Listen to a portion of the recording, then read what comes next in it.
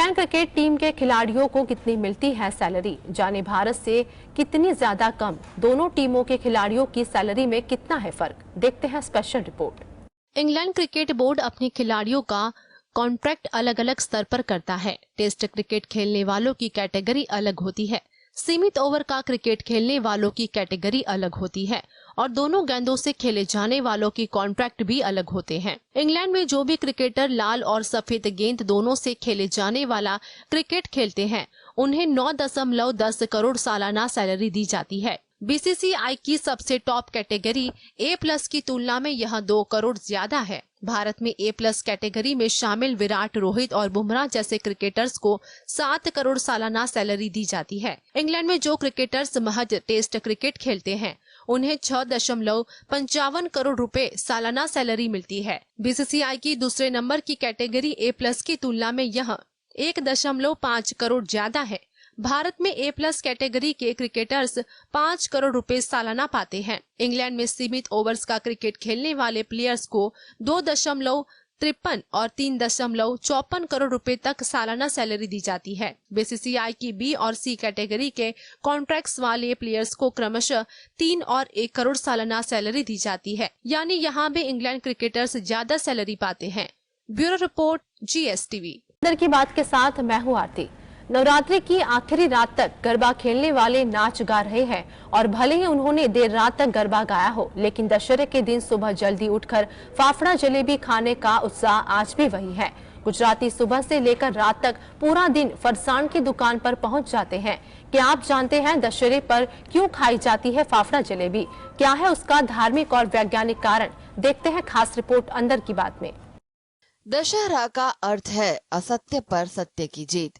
भगवान राम ने लंकेश का वध किया और फिर विजयादशमी का उत्सव शुरू हुआ। अगर गुजरातियों की दूसरी पहचान फाफड़ा जलेबी है, तो इसे अतिशयोक्ति तो नहीं कहा जाता। यूं तो लोग साल भर फाफड़ा और जलेबी खाते हैं, लेकिन दशहरे के दिन फाफड़ा जलेबी खाने का महत्व खास है। आइए जानते हैं क्या है फाफड़ा जलेबी खाने का धार्मिक और वैज्ञानिक महत्व अंदर की बात में। दशहरे पर फाफड़ा और जलेबी खाने के अलग अलग कारण है। ऐसी मान्यता है कि भगवान श्री राम को जलेबी बहुत पसंद थी। रामायण काल में जलेबी को शाशकौली कहा जाता था। क्या आप जलेबी के बारे में जानते हैं? अब सवाल यह उठता है कि फाफड़ा के साथ जलेबी क्यों खाई जाती है। इसका कारण यह है कि जलेबी स्वाद में बहुत मीठी होती है। जलेबी को सिर्फ अकेले नहीं खाया जा सकता। खासकर गुजरात में मीठे व्यंजन के साथ फरसाण खाने की परंपरा है।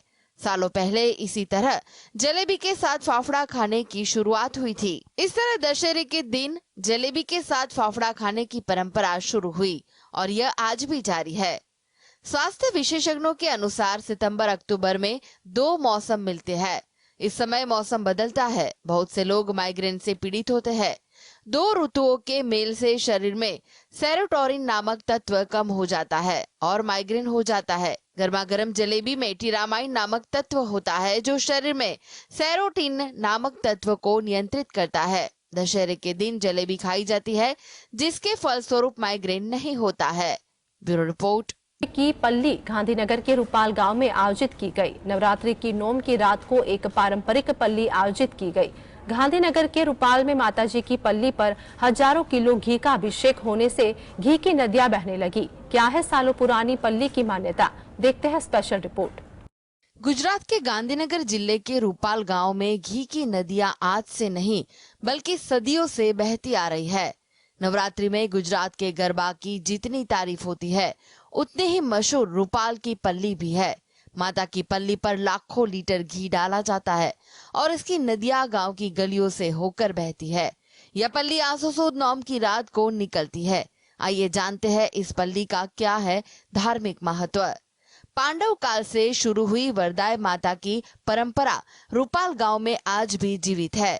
हर साल नवरात्र के 9वें दिन वरदायिनी माता की पल्ली भरी जाती है। वरदायिनी माता की पल्ली के साथ 3 किंवदंतियां जुड़ी हुई है।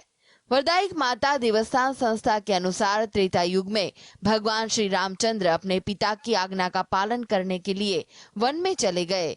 फिर भरत मिलाप के बाद श्री श्रृंगी ऋषि के आदेश पर वह लक्ष्मण और सीता माता के साथ श्री वरदाई माँ के पास गए, पूजा की और प्रार्थना की। प्रार्थना करने के बाद श्री वरदाई माता प्रसन्न हुई और भगवान श्री रामचंद्र को आशीर्वाद दिया और उन्हें एक दिव्य वस्तु दी जिसे कहा जाता है शक्ति। लंका युद्ध में भगवान श्री रामचंद्र ने अजय रावण का वध इसी बाण से किया था। पल्ली का अर्थ है माँ के लिए घोड़े रहित लकड़ी का रथ। सबसे पहले पांडवों ने सोने की पल्ली बनाई। कहते हैं यह पल्ली सर्वधार्मिक समानता का प्रतीक है। Bureau report, GSTV।